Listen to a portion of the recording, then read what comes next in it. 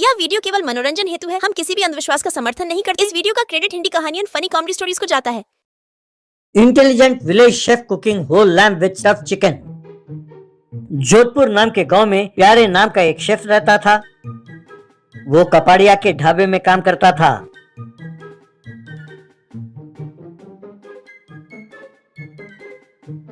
उसके बनाए हुए चिकन और मटन के आइटम्स के लिए लोग दीवाने थे। यही कारण था कि ढाबा हमेशा बिजी रहता था। ये देखकर उस ढाबे के सामने एक और ढाबे का मालिक विजय हमेशा जलता था।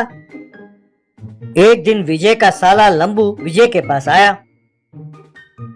ढाबा एकदम खाली देखकर लंबू, क्या बात है जीजा जी, आप मक्खी मार रहे हैं? आज भी कोई ग्राहक नहीं आया आपके पास? विजय, क्या बताऊं साले साहब, वो देखो सामने वाले ढाबे में इतनी भीड़ है। उस प्यारे के कारण हमारा धंधा एकदम ठप पड़ा हुआ है। मैंने उसे बहुत पैसे देने की लालच दी, लेकिन वो आने के लिए तैयार ही नहीं है। तब लंबू, अरे जीजा जी, अगर वो आने के लिए तैयार नहीं है तो हमें ही किसी तरह उसके धंधे को ठप करना होगा। वैसे भी जीजा जी, हमारे ढाबे में लोगों को बुलाना मुश्किल है, लेकिन उस ढाबे का धंधा ठप करना बहुत आसान है। लेकिन हाँ, इसके लिए थोड़े पैसे खर्च होंगे। विजय, उस प्यारे को उस ढाबे से भगाने के लिए मैं जितने पैसे लगेंगे खर्च करने के लिए तैयार हूँ। ये सुनकर लंबू वहाँ से चला गया।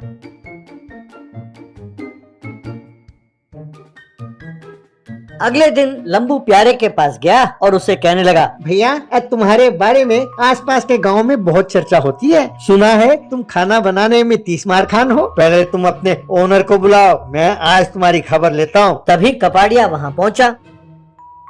तब लंबू कपाड़िया से, देखो भैया, मैं तुम्हें एक बम्पर ऑफर देता हूँ। आज मेरा जन्मदिन है। 1 घंटे के अंदर 1 बकरा और 10 मुर्गियाँ फटाफट पका कर देने होंगे। वो भी मेरे लिए नहीं, यहाँ बैठे ग्राहकों के लिए। मैं इन्हें पार्टी देना चाहता हूँ। मेरे पास ज्यादा वक्त नहीं है। और हाँ, ये खास बात, अगर तुम नहीं बना पाए तो तुम्हें ये शेफ का धंधा एकदम बंद करना होगा। क्यों, मंजूर है? तब कपाड़िया, अरे भैया, तुम्हारी क्या परेशानी है? मैं नहीं समझ पाया। तुम्हें मटन खाना है, चिकन खाना है तो ले जाओ, लेकिन ये टाइम का शर्त क्यों लगा रहे हो? तब प्यारे, कपाड़िया भाई, आप रहने दो, कोई बात नहीं। ये लड़का मुझसे शर्त लगाना चाहता है, कोई बात नहीं। ऊपर से कहता है इसका जन्मदिन है, तो ठीक है, हम भी इसे गिफ्ट देते हैं बर्थडे का। कह रहा है ना कि आधे घंटे में बनाना है। आप इसे 40,000 रूपए ले लो। कह दो कि आधे घंटे में डिलीवर कर देंगे। अगर नहीं दे पाए तो दुगना 80,000 रूपए देंगे उसे। ये सुनकर लंबू बहुत खुश हुआ और उसने 40,000 रूपए दिए।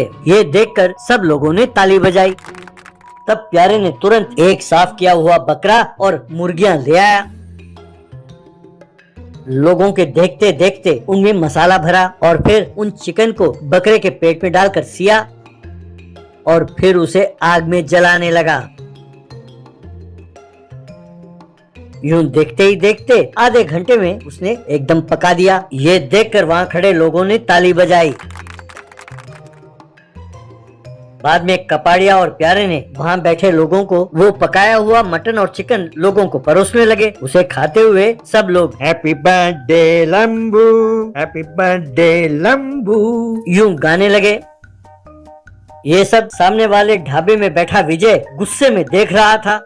वहाँ उन सबके गाने का आनंद उठाते हुए लंबू नाचता हुआ, मजे से खाओ भैया, खाओ, आराम से खाओ, कहकर नाच रहा था। आप सब ऐश करो, बस डट कर खाओ, कहकर चिल्लाने लगा। यूं वहाँ सबके साथ मस्ती करते हुए नाचने के बाद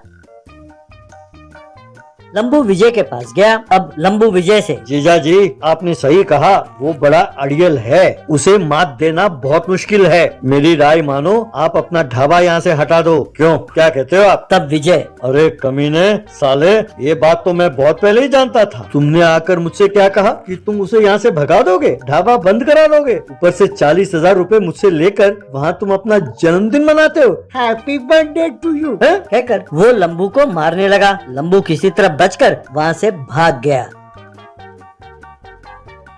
bachelors biryani cooking fail. Rahul ने अपने दफ्तर से अपने दोस्त विजय को फोन लगाया। यार कल वीकेंड है ना, तो मेरे घर में हम पार्टी करते हैं। दारू तुम लोग ले आना और मैं घर में बिरयानी बनाऊंगा। विजय ठीक है यार, मैं अनिल और रमेश को भी बताता हूँ। यार एक बात है, हम लोग ठहरे बैचलर्स और हम खाना बनाना जानते नहीं। अगर यही बिरयानी हम बाहर से मंगवा लें तो कैसा रहेगा? तब राहुल, व्हाट? अरे मेरे रहते हुए तुम बाहर का खाना खाओगे? अगर एक बार मेरे हाथ का बनाया खाना खाया तो फिर कभी जिंदगी में नहीं भूलोगे। मैं इतना बढ़िया खाना बनाता हूँ। तब विजय हाँ यार, हम तेरे टैलेंट के बारे में नहीं जानते हैं क्या? पिछली बार जब तुमने फ्राइड राइस बनाऊंगा कहकर कढ़ाई में चावल को रोस्ट किया तभी हम समझ गए थे। मेरी बात मान जा यार, इस बार हम पर कोई एक्सपेरिमेंट मत करना। मैं तेरे हाथ जोड़ता हूँ भाई मेरे। तब राहुल, अरे यार वो तो तब की बात थी, अब थोड़ी ऐसा होगा, भूल जाओ उसे। गतम गतः, अब मैंने बहुत बढ़िया खाना बनाना सीख लिया है। विजय, अरे तू कहाँ सुनने वाला है यार, चल जो तेरे जी में आए कर। यूं विजय ने अनिल और रमेश को भी फोन लगाया और पार्टी में आने के लिए न्योता दिया। शाम को दफ्तर से घर जाते जाते राहुल एक दुकान से खाना कैसे पकाएं नाम का किताब खरीदा। उस दुकान में दुकानदार का बेटा शरारती था। वो दुकान में रखे सारे किताबों को उलट पुलट कर रहा था। तब उसका पिताजी, अरे बेटा, तुम ऐसे उलट पुलट करते रहोगे तो मैं कैसे बेचूंगा? बहुत शरारती हो तुम। फिर राहुल को देखकर, अच्छा आप बैचलर हो, ये किताब आपको बहुत काम आएगा। ले जाओ ले जाओ, कल शादी के बाद भी आपकी पत्नी आपके हाथ का खाना खाकर आप पर फिदा हो जाएगी, चाहे तो देख लो। घर आकर राहुल ने वो किताब खोला और बिरयानी कैसे बनाते हैं ये बहुत ध्यान से पढ़ने लगा और याद करने लगा। उन कमीनों को पता नहीं चलना चाहिए कि मैंने किताब में पढ़कर सीखा है कि बिरयानी कैसे बनाते हैं। बिरयानी खाकर उनको दंग रह जाना चाहिए, यूं सोचा। अगले दिन सब दारू के बोतल लेकर राहुल के घर गए।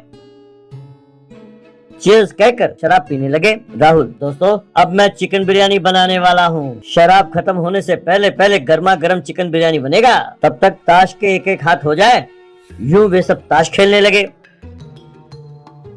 उस किताब में कहे अनुसार राहुल ने एक कुकर में चिकन, मसाला, चावल सब डाला और उसे स्टोव पर रखा। फिर आकर ताश खेलने लगा। बिरयानी की बहुत बढ़िया खुशबू आने लगी। तब अनिल, यार राहुल, बिरयानी की तो कमाल की खुशबू है यार, चल यार एक एक हाथ बिरयानी भी हो जाए। यूं सब अपने अपने हाथों में प्लेट्स लेकर कुकर के सामने खड़े हो गए। कुकर ने सीटी बजाई।